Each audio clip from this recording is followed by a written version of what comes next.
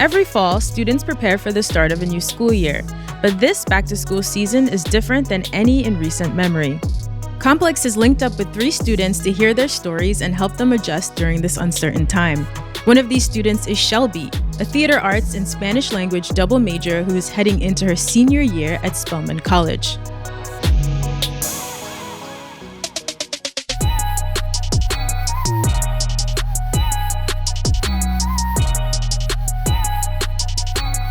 So Shelby, I think it's very impressive that you're a double major in Spanish and theater at Spelman College, and you still find time to mentor kids and to use your voice as an activist. So I'm wondering, can you tell me what high school Shelby was like? What was she spending her time doing, both in school and outside of school? I was really just everywhere. Like, I won Miss Warren High School, Most Influential Senior, Miss Social Media, and Class Clown. So I was always talking too much in class. Does it ever get difficult for you to block out what's going on and get focused on theater, or has that always been sort of a form of therapy for you?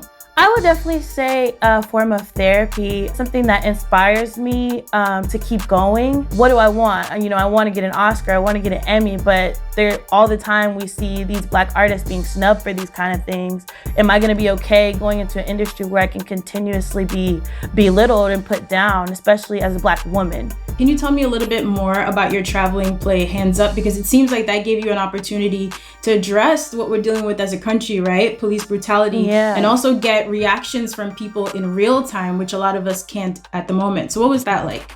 When we started it, we were doing it at Spelman College. It was right after the passing of Michael Brown. And so all of the testaments in the play are kind of a reactionary tale to that horrific incident. And they're really just recounting their run-ins with police brutality, how they feel as Black people in America, and how they're choosing to deal with it. The people in the audience are expected to raise their hands for the entire duration of the monologue, which is about 9 minutes. And at the end, I basically just say we shouldn't have to hold our hands up high to be treated with human decency. I'm sure it's definitely very emotional giving a performance like that, but I hope you also feel empowered doing it. So now as you move forward, you mentioned that, everything going on had you second guessing your plans, but do you feel now doing things like that there is a way to have a meaningful career and still pursue your passions? I definitely think so. Being at a HBCU, they often ask us, as a Black person, can you just be an artist, or do you have to be like a Black artist? My personal belief is I don't think you can separate it. I know there's so many people who try to or who believe you can, but I believe as long as you walk into a room and the first thing people see is that you're a Black person, that's something you should own, and that's something you should take with you everywhere you go. I like that you feel very, very strongly about this. So when you're already juggling 2 majors in theater and Spanish, right? You're doing a lot of stuff outside of school. How was it co-founding your own mentoring organization? So my co-founder and I, her name is Rayon Hunter. She's amazing, one of the few people I trust. We were just thinking about what is something that we want to put out into the world and contribute. We decided we wanted to come up with a mentorship educational organization that we call Express Yourself.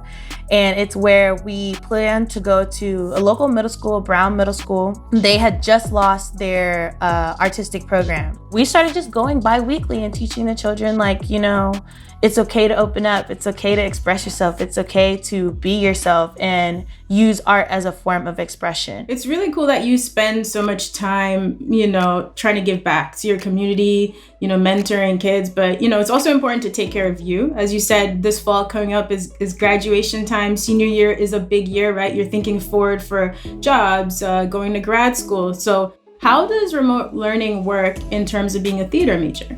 I wish I could tell you. Honestly, that's something that me and my peers were discussing a lot. If you really think about it, so many people have different situations at home. I made a joke with my friend the other day that our professors were saying, you need to be on the camera. You need to be on the camera and you need to have your mic on. I'm like, what if I have my grandma taxidermied up behind me? So yeah, some people have 8 siblings, a dog. I don't have that. I'm blessed. I have just my 2 lovely roommates, but 2 of my majors heavily require talking, performing, speaking. So it's very difficult having to do that and focus in on that when you're at home and you may be in these seminar type classes. All right, Shelby, since you're going to be doing so much of your work at home, so schoolwork, your mentorship work, when the camera turns on, what kind of vibe would you like people to see? I really am looking for spacious energy, a calm energy. Definitely like an incense kind of girl. If I could describe myself, it's like the Erykah Badu of the theater department. Definitely something I'm looking for is having a lot of space to move around for my monologues. More of a minimalist type of person. So I'm gonna connect with Target and figure out some essentials that we can get you for your apartment. And otherwise, try to stay positive, and I hope that you still find a way to have fun this coming semester. Thank you so much, guys. As this is Shelby's final year, I chose some items to update her current space, but I also wanted to get some tips on how she can set herself up for success once she graduates. So right now I'm checking in with my expert, Lala. Now, Lala, I got introduced to you when you were a VJ on TRL, and then it was really, really cool to see you transition into film and TV, like Think Like a Man, Power, and The Shy. Lala, it's been really, really dope, like honestly, to see all the things you've achieved since TRL, because I grew up watching that show. So looking forward to seeing a lot more. You're so sweet, Nadeska. I'm really happy to talk to you. Now, our student, Shelby, she's a theater major. She wants to pursue acting full-time. What advice would you give in terms of networking? How much do you think you should be sort of interacting and asking the people around you a lot of questions?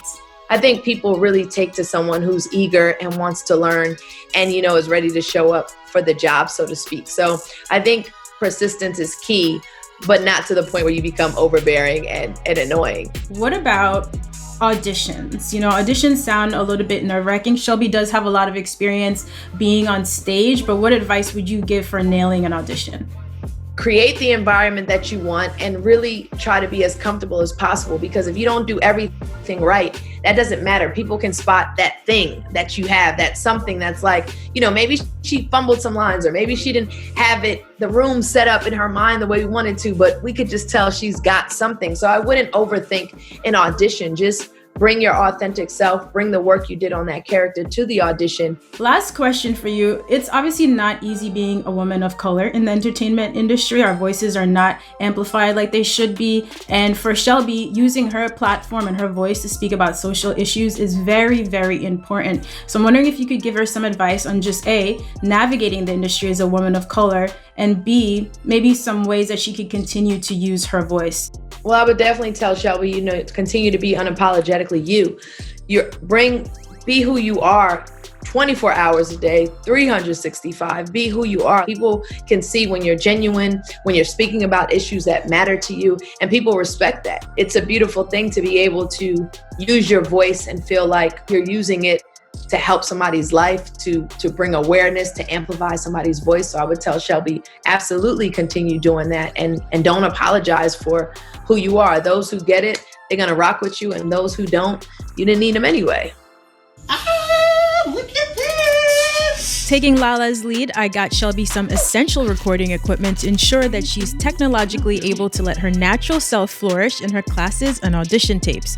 I also selected various items to not only help declutter her room, but also inspire her in her final year at college. Oh my gosh, it was like Christmas, like literally like Christmas. And this is the best. Like, I love this. This is just really dope. I feel like I'm finding new ways to structure, like we were talking about, and create that kind of zen and calm energy that I desire. You guys are actually in my room in a transition phase. No one said anything about it before, but when my friends have been coming over recently, they're like, oh, I like this better. I'm like, okay, rude. Like, I didn't know my room looked so nasty before. I'm honestly just so excited to put it all together and then see the final finished product. We're excited to see it. It's amazing how some really small changes in your space can make such a big difference for the mental clarity. And you actually started online classes last week, right? How's that been going so far? It's been really good. I didn't know this about Zoom, but you could break off into groups. So I had 2 classes so far where they broke us up into groups. And it was just so funny because we're just sitting in there looking at each other like, did y'all do the work? No, I didn't do the work either. Like, I'm trying to be optimistic. I kind of like it. It's it's interesting. Only one of my professors so far has made me get up and like dance, and that was a little crazy because I was wearing my PJs, so I wasn't expecting all that. Okay, so I'm just gonna let you in on a little bit secret. I'm definitely wearing pajama bottoms as well. It's pajama bottoms, too, girl. pajama bottoms and business on the top. It's what we're all doing, so don't feel any sort of way about it. So when it comes to your auditions and taking your classes remotely, Complex did want to gift you some AirPod Pros, a new microphone, and an external camera for your laptop. And now with your host, Shelby. Trevor, know what? I'm coming for your job. Especially having a performing arts major, it's very crucial that people hear and understand what you're saying clearly. So just by getting the gift of the AirPods and the microphone, it really, really, really helps. I'm a big fan of redistribution, so I was already telling my friends, like, y'all, we finna eat. Like, I got this microphone, I got this ring light, so it's been super cool. Letting my friends know that this is a setup we could share. Is there any advice you would give to other students who are maybe having a harder time going through this? Self-care days.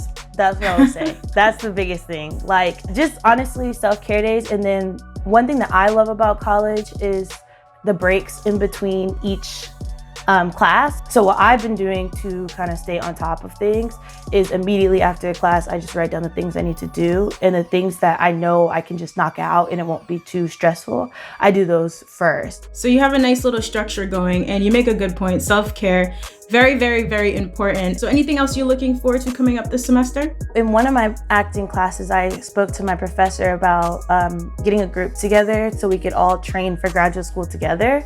And I'm really excited about that. Something just about getting ready for the future just hypes me up all the time because I've been wanting to do this my whole life. So it's like, finally, I'm done with school. My mom was always like, you have to go to school. So now I've done what my mom said I have to do. I'm excited to start getting my pieces together and going to audition. Okay, we're keeping our fingers crossed, at least that they're gonna do virtual auditions, because you're definitely gonna be ready to go. So I'm glad that you're excited about all that's coming up, but I also hope you just take the time to enjoy this last year with all of your friends at Spelman.